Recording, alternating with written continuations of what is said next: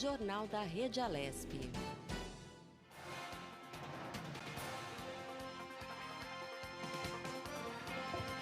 Olá, ouvintes, telespectadores da nossa rádio da Rede Alesp. Bom dia, hoje, quarta-feira, 5 de fevereiro de 2020. Eu sou Sérgio Everton e esse é o nosso Jornal da Rede Alesp. Olá, muito bom dia. Eu sou Silvia Garcia. Aqui você fica sabendo de tudo o que acontece no Parlamento Paulista. Jornal da Rede Alesp. Hoje, um dia triste aqui pra gente. O Asa Branca, um grande locutor de rodeio, faleceu.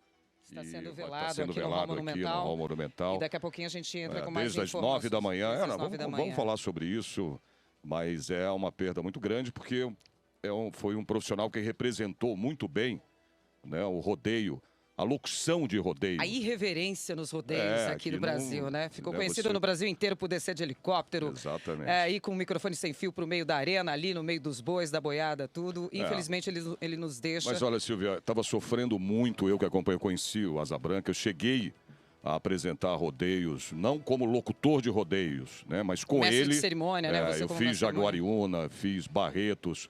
Eu apresentava o evento e ele fazia a locução do rodeio, que era impecável, né? Não tinha igual, né? É uma perda grande pra gente, mas agora aqui Deus sabe o que faz. A gente deixando o nosso adeus nessa manhã aqui com ele logo ao lado, aqui no Hall Monumental sendo velado. Vamos às nossas manchetes aí, então. Vamos lá. O deputado estadual Márcio Nakashima, do PDT, falou para a Rede Alesp sobre questões relacionadas aí à violência contra as mulheres. Exposição de pinturas mostra o cotidiano e a arquitetura da capital paulista. Jornal da Rede Alesp. Como a gente estava falando, né, Sérgio? Vamos abrir o jornal aí com essa triste perda. O corpo do locutor Asa Branca chegou há pouco ao Hall Monumental aqui da Assembleia Legislativa durante... A madrugada, né? Mas eu falo há pouco porque o velório começou às 9 da manhã, né? Parentes e amigos vieram prestar homenagens. Sandra Santos, a mulher do locutor, falou sobre a vida do Asa Branca. A Asa Branca é uma lenda, né? A Asa Branca é um mito, é um fênix. A Asa Branca foi o que teve de melhor. As pessoas deliravam, todos apaixonados.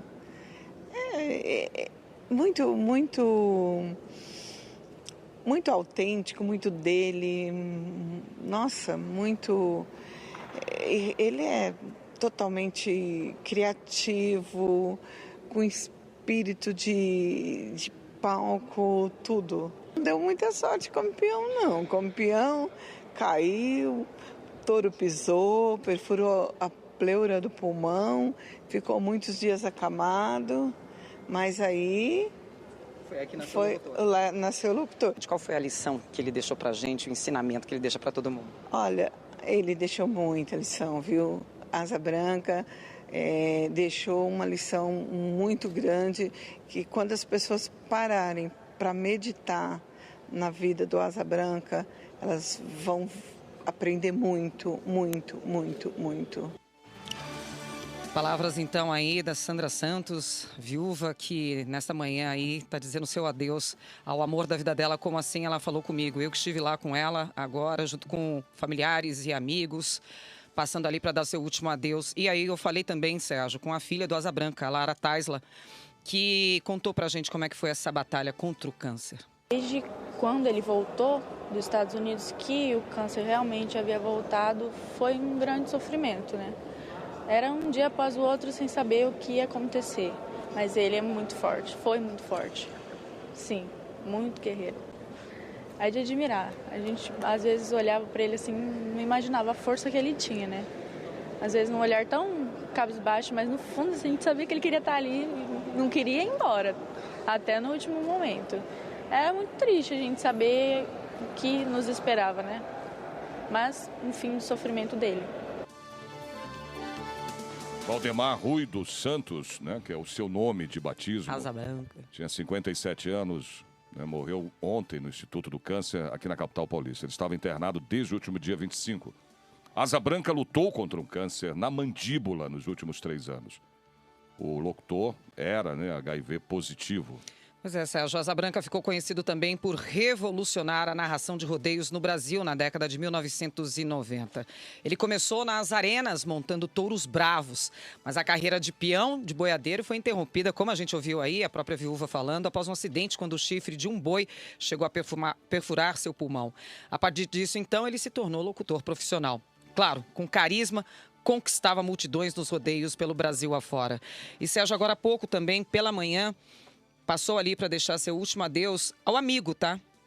Foi o deputado Barros Munhoz, assim como ele chamou a Asa Branca, de amigo. Vamos ouvir. E olha, mais triste para mim, eu acho que para toda a comunidade do rodeio, do Brasil, a todos os brasileiros, né? A família dele. Mas para mim também é um dia muito triste. Eu tive o privilégio de conhecer, de conviver com ele durante algum tempo. Fui até o hotel onde ele costumava ficar aqui em São Paulo, para combinar com ele fazer a nossa festa do peão lá de Itapira.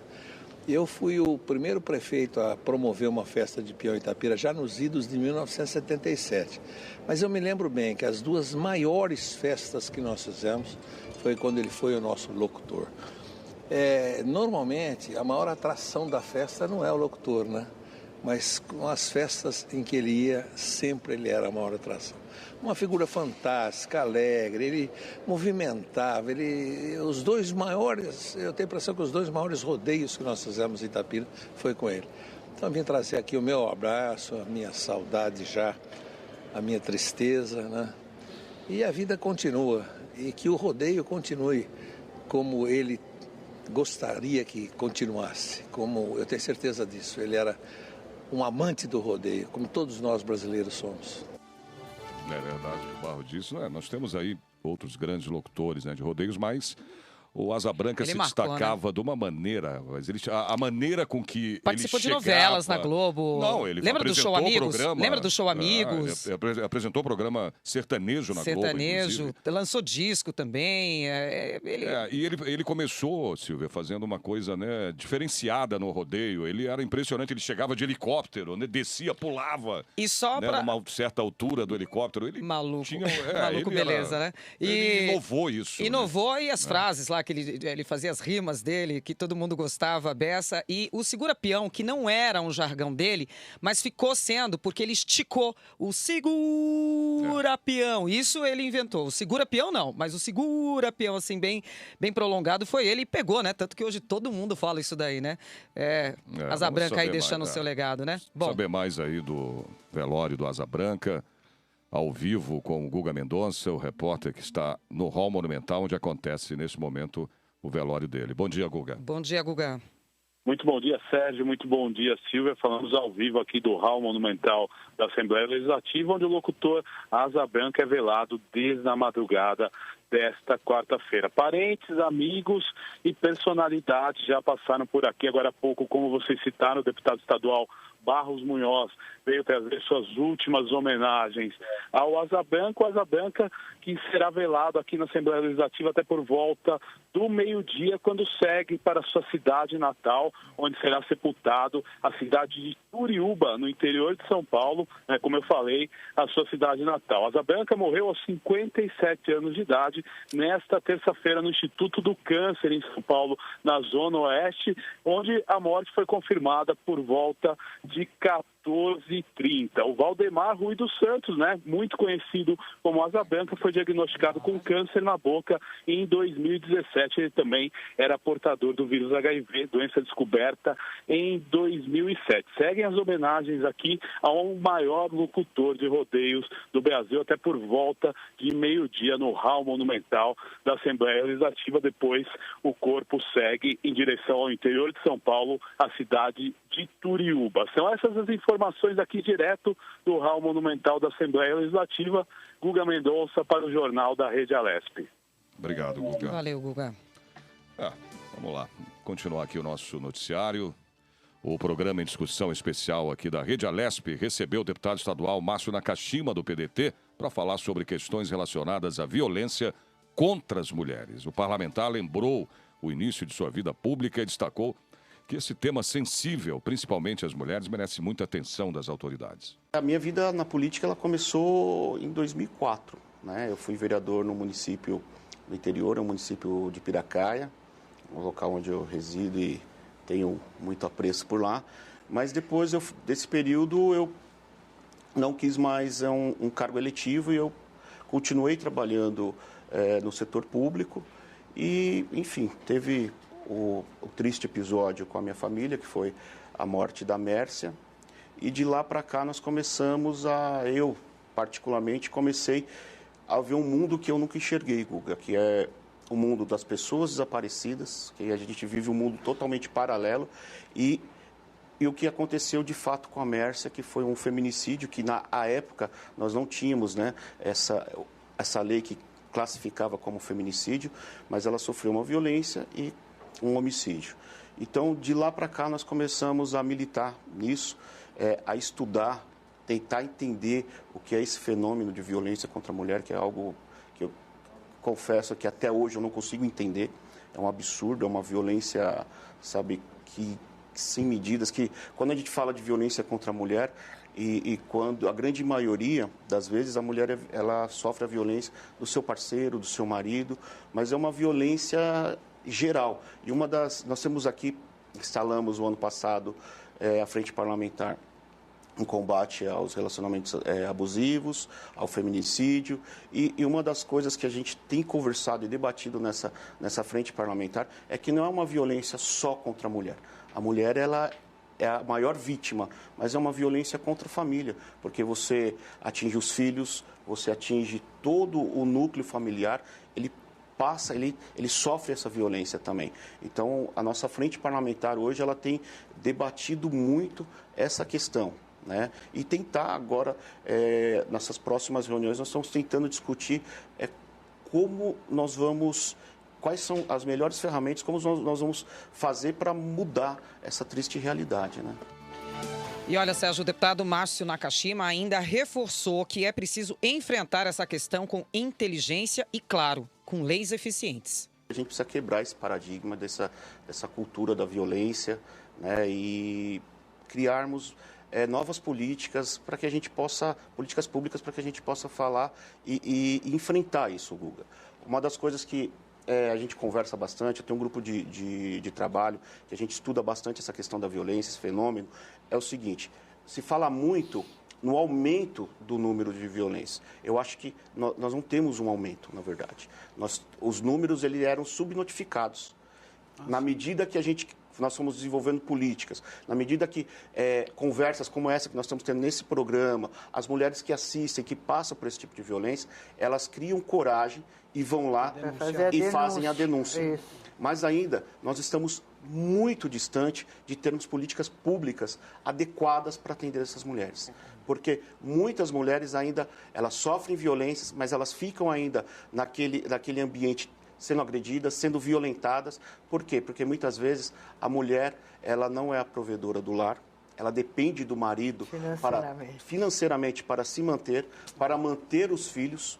E aí, quando ela toma essa decisão de que eu vou denunciar, eu vou sair de casa, ela vai sair para onde? Quem vai acolher essa mulher? Quem vai acolher essas crianças?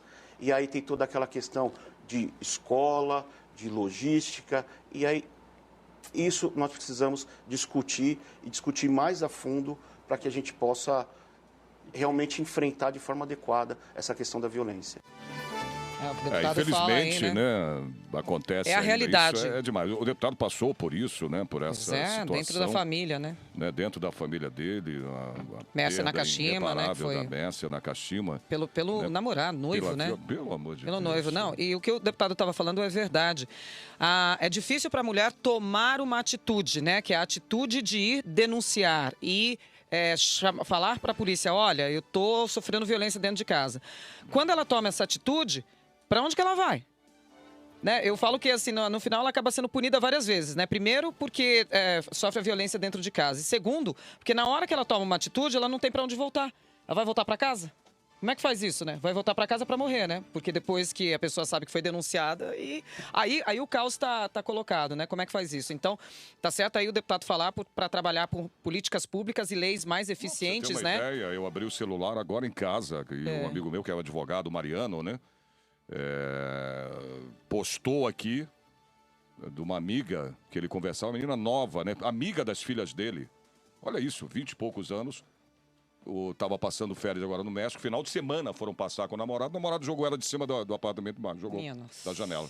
Cara, quer dizer... É complicado. Tem que ter mais leis mais eficientes, que é isso que o deputado fala. Vamos lá. Áreas verdes institucionais no estado de São Paulo vão poder ser destinadas à construção de habitação de interesse social.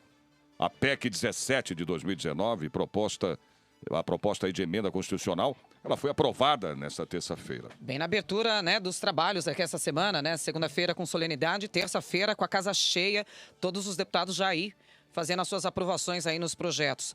Só para lembrar, Sérgio, as áreas verdes ou institucionais no estado de São Paulo não podem ter sua destinação e objetivos alterados, exceto para regularização de loteamentos ocupados aí por habitação popular chamados de interesse social ou para a regularização de equipamento público. A PEC, ela amplia as exceções para abranger a construção de conjuntos habitacionais de interesse social. Perfeito. Jornal da Rede Alesp.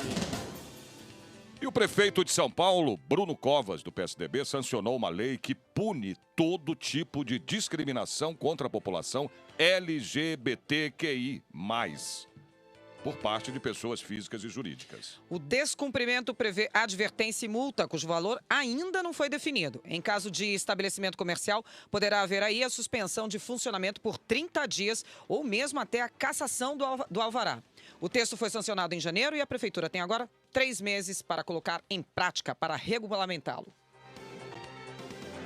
O nosso Jornal da Rede Alesp na nossa rádio. Pois é, 2 aviões presidenciais da Força Aérea Brasileira devem seguir aí para a China nesta quarta-feira para buscar os brasileiros que estão em Wuhan, né, que é o epicentro aí da epidemia do novo coronavírus e que desejam voltar para casa aqui para o Brasil. Né? Segundo o ministro da Defesa, Fernando Azevedo e Silva, o grupo de brasileiros deve chegar ao Brasil, ao país, na manhã deste sábado. A quarentena será cumprida em Anápolis, Goiás, vai durar 18 dias e quem apresentar qualquer sintoma da infecção será levado ao Hospital das Forças Armadas em Brasília. O Ministério da Saúde informou que há no Brasil 13 casos, veja bem, suspeitos, né? Sim. Nada ainda confirmado desse novo coronavírus, né? O Rio de Janeiro tem 1 caso suspeito, São Paulo 6, Rio Grande do Sul 4 e Santa Catarina 2 casos. Na China, o número de mortos chega a 426 vítimas, 1 morte nas Filipinas,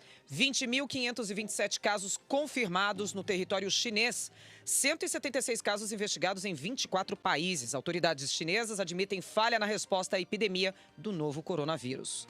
Os sintomas da infecção por coronavírus são semelhantes, né, ao da gripe comum aí, com tosse, né, espirro, febre alta. Aliás, febre alta em qualquer situação que você tem febre, você tem que procurar rapidinho lá. Não tem que questionar. Febre é complicado, porque isso é sinal de né? alguma infecção, né? Sim. Óbvio, né? Os casos mais graves podem chegar aí a uma pneumonia. Segundo economistas, o surto do coronavírus na China pode afetar sim a economia global e desacelerar as atividades no Brasil no primeiro trimestre deste ano e levar para baixo as projeções do Produto Interno Bruto. Jornal da Rede Alesp. Vamos falar agora de marketing eleitoral, né, nas redes sociais. A gente ouve falar muito, né, mas vamos saber melhor como é que funciona isso daí, né? Aí, então, antigamente, né, no período de eleições, as pessoas podiam ver seus candidatos e suas propostas pela televisão, pelo rádio, no rádio ou ao vivo, né, nos comícios, os famosos comícios aí, né? Hoje o cenário mudou e os eleitores conseguem ver as propostas de campanhas também na internet. Pois é, a internet permite que o candidato tenha mais espaço e tempo para diálogo com seu público que nos meios tradicionais, como você acabou de falar, Sérgio. O que fez com que nascesse aí uma nova ferramenta na era digital, chamado marketing eleitoral, né, nas redes sociais.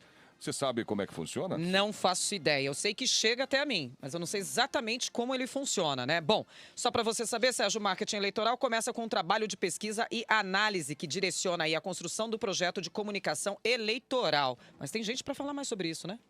O especialista em marketing já está aí na nossa linha com a gente, o marketing eleitoral, né? O Cristiano Oliveira, que vai explicar como é que funciona essa ferramenta. Seja bem-vindo, Cristiano. Bom dia a você. Bom dia, Cristiano.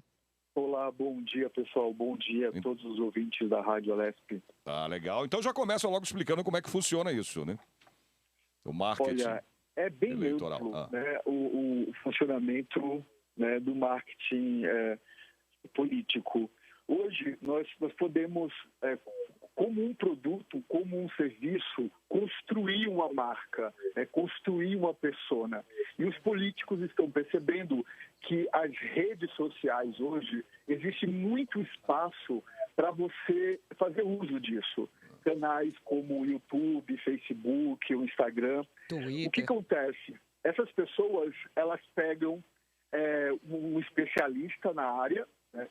Ele faz uma estratégia de entendimento, posiciona esse candidato como ele gostaria de ser posicionado. Para você ter ideia, existe um documentário desenvolvido nos Estados Unidos que fala sobre a eleição de Trump. Como Trump fez um uso poderoso Foi o divisor de águas, ferramenta, fazendo uso de banco de dados do próprio Facebook, aliando isso com uma estratégia de fake news para os seus concorrentes opositores, buscando os indecisos, né, e fazendo também uma campanha negativa dos concorrentes deles e a favor dos próprios, e fazendo uma segmentação, né, hoje através de inteligência artificial, você consegue mensurar e mapear todo o tipo de eleitor, né? O eleitor indeciso, o que é favorável. E essas pessoas, através do marketing eleitoral, eles conseguem fazer campanhas atingir o que precisava para cada um desses eleitores. Agora, Cristiano, bom dia. Silvia Garcia falando.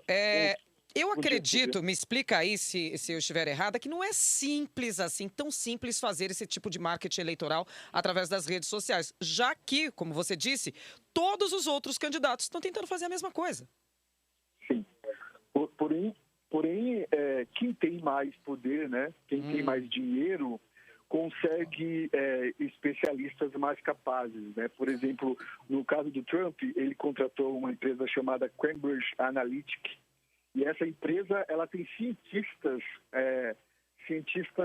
de inteligência artificial. Opa. E eles desenvolvem toda uma campanha baseada nisso. Agora, hoje, é muito simples também você contratar uma agência de marketing digital e se posicionar, fazer impulsionamento, campanhas de Google AdWords ou campanhas do Facebook com investimento. Sim. Que antes era um investimento que o cara fazia com um folheto, era um investimento que ele fazia com um comício, trazendo um cantor, trazendo uma celebridade. Hoje é possível ser feito isso online, Cristiano, de uma forma muito mais segmentada. Cristiano, vou até te cortar aqui, só para a gente traduzir para as pessoas que estão acompanhando a gente nessa manhã aqui no Jornal da Rede Alesp. Você falou fazer o impulsionamento através do Google AdWords.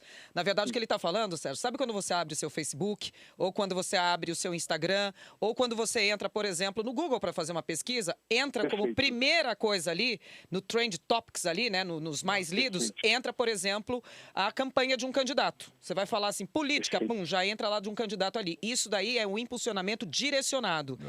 Que você paga por isso e é totalmente legítimo, né, Cristiano?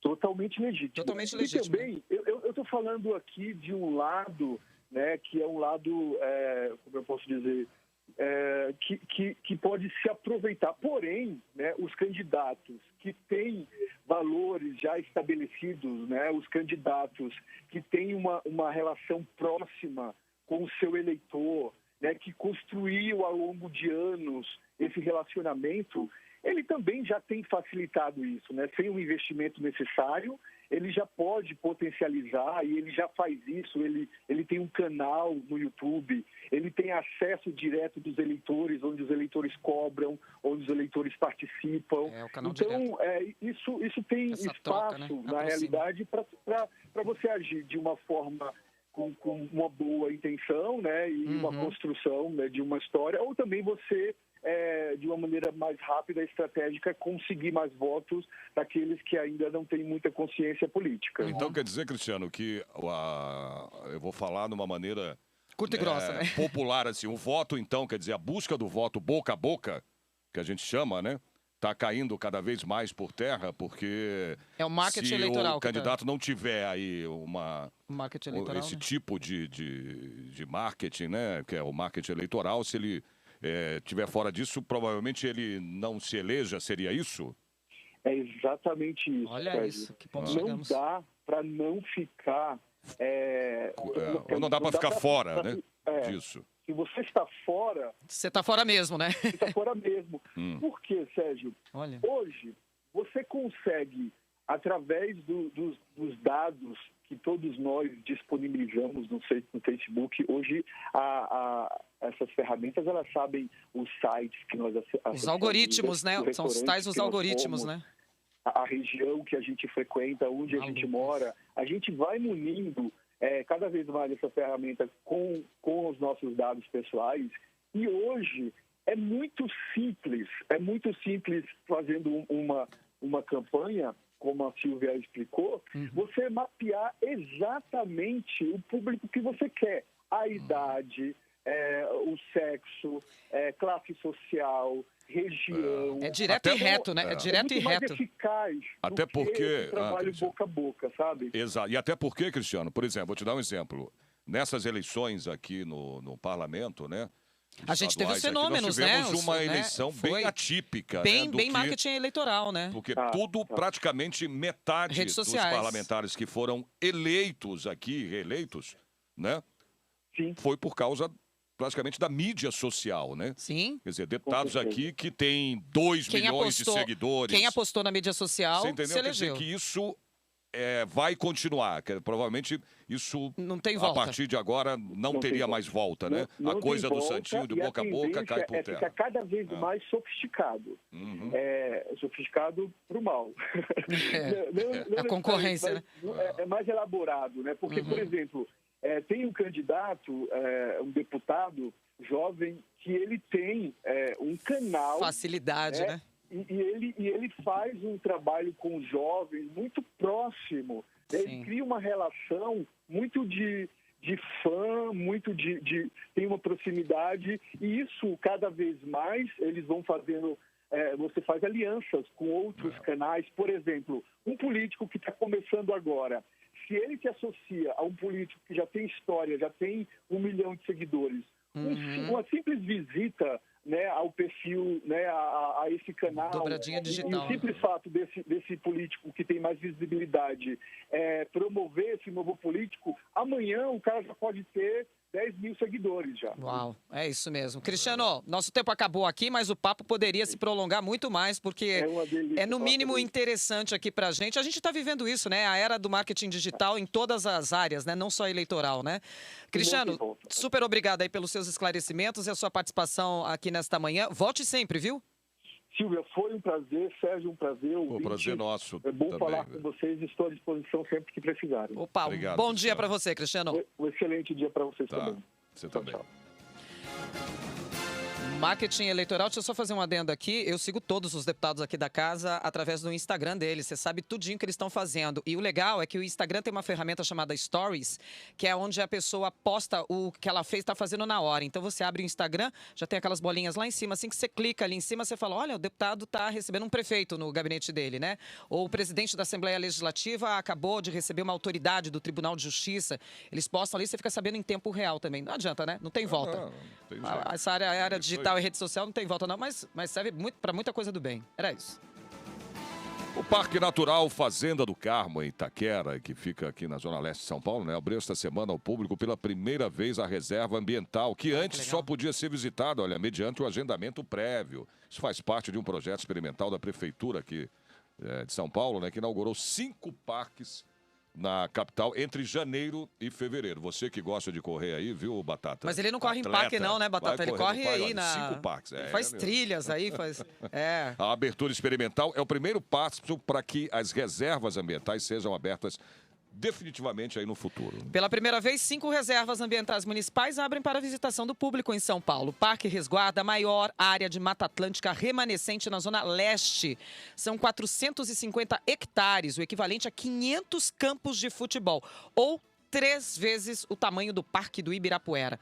O local fica ali ao lado do Parque do Carmo, um dos parques urbanos mais movimentados da região. Aí, Batata, aí tu vai se perder, cara. Muito grande. Não tem como você correr ali, não. Amigo. Não volta para fazer o jornal. Nem volta para cá, não é fácil, não. Além da Fazenda do Carmo, outras 4 reservas ambientais foram abertas ao público em janeiro. O Parque Municipal Jaceguava, Varginha, Bororé e Itaim, todos aí na zona sul aqui da cidade, né? E eles têm como principal atrativos as trilhas que variam de 30 minutos a 2 horas de duração e tem um nível fácil de dificuldade. Boa. Jornal da Rede Alesp. A exposição de pinturas mostra o cotidiano e a arquitetura da capital paulista na Assembleia. São 11 obras divididas em 13 telas que mostram, além do dia a dia dos moradores, os espaços mais populares da cidade. As pinturas vão desde reproduções realistas até obras abstratas. A partir da perspectiva do artista, é possível conhecer os traços da periferia e dos grandes centros. A mostra Abstrações Urbanas, Visões Reais e Não Reais de São Paulo é assinada por Cris Mancuso. Ele explica o que buscou expressar na criação das obras. Tudo que eu consigo captar do vai e vem, que eu sempre passei muito, sempre andei muito para lá e para cá de transporte público, sempre transporte público. Eu nunca gostei de dirigir, então eu gosto de ver esses aglomerados, eu me sinto bem, eu acho o metrô uma coisa fascinante, né? Diferentemente da maioria que, o estresse, não, eu gosto desse estresse, dessa miscigenação. Vamos falar agora de uma outra exposição chamada Abstrações aí, Urbana, né? A Júlia Campos, ela é sanitarista e visitou a exposição no primeiro dia. Ela conta agora um pouco das impressões que teve ao conhecer o espaço. E o quadro que eu mais gosto é o metrô, que é um pouquinho da abstração dele junto com a realidade. Ele fala sobre inclusão, sobre diversidade, sobre sentimentos também, que acho que é o que retrata a nossa vida cotidiana ali no metrô, vendo pessoas indo, voltando, aquele muvuco que às vezes é o metrô. Só pra você saber aí, a obra que a Júlia acabou de citar aí é o Metrô Utópico, uma releitura feita pelo artista Cris Mancuso, esse artista aqui que está expondo aqui na Assembleia Legislativa, sobre as estações de metrô da cidade de São Paulo. A exposição pode ser vista de segunda a sexta-feira, das 8 da manhã até às 20 horas, ou seja, 8 da noite. A gente fala 20, né? A noite é 20 horas. No espaço Vilas Boas, até o dia 14 de fevereiro. O endereço, anote aí, aqui da Assembleia, é a Avenida Pedro Álvares Cabral, número 201, em frente ao Parque do Ibirapuera. Exato. Bom, tá. Opa. Jornal da Rede Alesp. Opa, que eu tô com fome aqui, né? Tô pulando aqui o roteiro, quase não deixei o Batata subir a vinheta aí. Tá na hora de dar tchau, Sérgio. Tá, claro, né? Tá na hora de dar tchau ou não? A gente tá recebendo. O Macio entrou. A gente tá recebendo. Peraí. Não, peraí, que ainda tem mais coisa aí. A gente precisa prolongar mais um pouquinho. Vamos prolongar mais um pouquinho? Dá tempo aí pra gente dar uma esticadinha? Dá? Então, beleza. Só pra dizer, Sérgio, que essas exposições acontecem aqui no espaço da Assembleia Legislativa de São Paulo, em vários lugares, tá? Um dos espaços é o espaço Vilas Boas. E um dos deputados que mais colaboram aí com as exposições é o Coronel Telhada também, que ele sempre abraça, incrível, né? Inclusive, até o Telhada fez uma exposição aqui do nosso falecido Gugu Liberato, lembra com os quadros de rolha de... Cara, eu fiquei rolha de vinho, impressionante. Eu não sabia que eu trabalhei com ele um tempão, nós trabalhamos no SBT, né?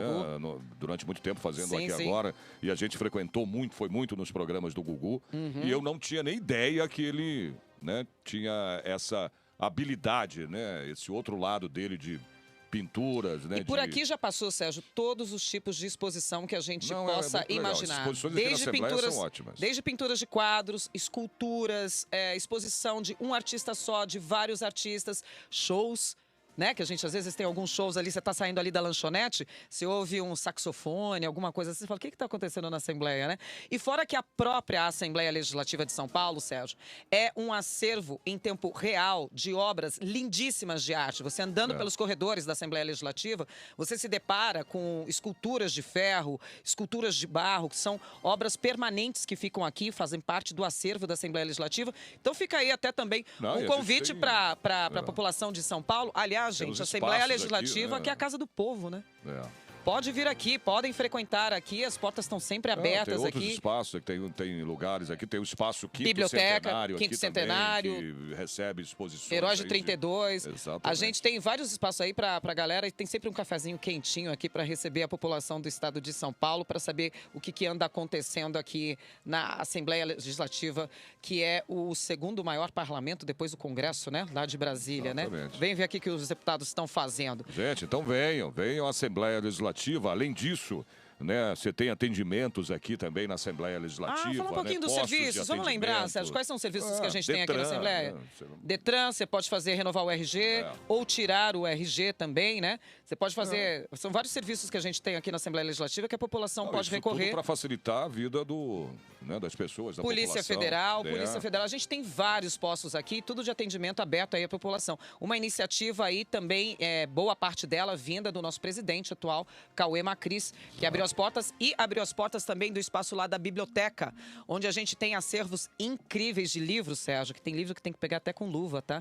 Que a gente não pode pegar de tão antigo que é, de data de 1700, 1800, aí é bem servido aqui. E para quem principalmente está precisando fazer concurso público, para estudar, para passar aí, né, nos concursos públicos, pode vir aqui para a biblioteca, pode acessar os livros, faz um registrinho ali rápido e tudo.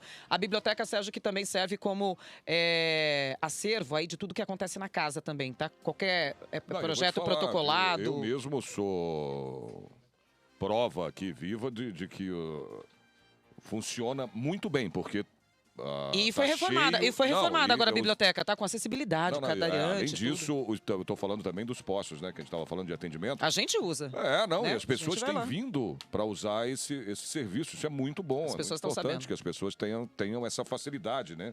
Aqui é a casa do povo, como tu falou agora. Essa é a casa de leis, mas é a casa do povo. Tá na hora de dar tchau, Sérgio. Vamos lá. Tá na hora de dar tchau, mas não Encerrando, sem então. antes falar quem fez esse jornal com a gente. Nosso jornal aqui da Rede Alesp. Sonoplastia aí, quem é? Sonoplastia, Josiel Cândido e Roberto Dias. Coordenação da Rádio Alesp, Fabiola Altran. Diretor da Rede Alesp, Gilberto Caracanha. Diretora executiva da TV, a Lilian Busato. Diretor de comunicação da Assembleia, Matheus Granato. Chefe de redação, Rogério Kempi. Eu não sei quem é. Rogério Pincelli, o nosso eu vulgo conheço Cid. Como Cid. Como Cid, né? Cid. Esse, gente, eu falo Cid, porque olha os cabelos brancos. É o nosso Cid Moreira. Editor Aqui responsável aqui pelo nosso jornal, Mário Quadros Idoeta. Web Imagens. É a Dani que tá lá. É a Dani Giba? É a não? Dani. É a Dani. É a Dani que tá lá. Produção, Andréa Ritt, que tá escondidinha ali no canto. Edição, ele, Márcio Pedroso. Na Foi o que entrou ainda agora. Foi quem entrou aqui que vocês viram, tá, gente? Na apresentação, eu, Silvia Garcia. E Sérgio Everton. Antes de dar o nosso bom dia final aqui, meus parabéns aos aniversariantes de hoje. Aqui na nossa frente, Batata, ficando mais velho, quantos anos?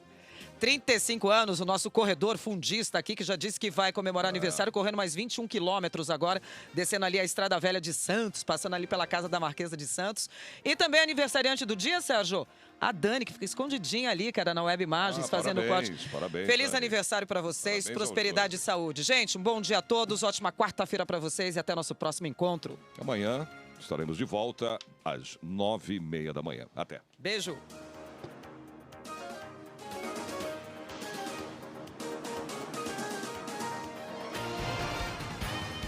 Você acompanhou o Jornal da Rede Alesp. Tudo sobre o Legislativo do Estado de São Paulo.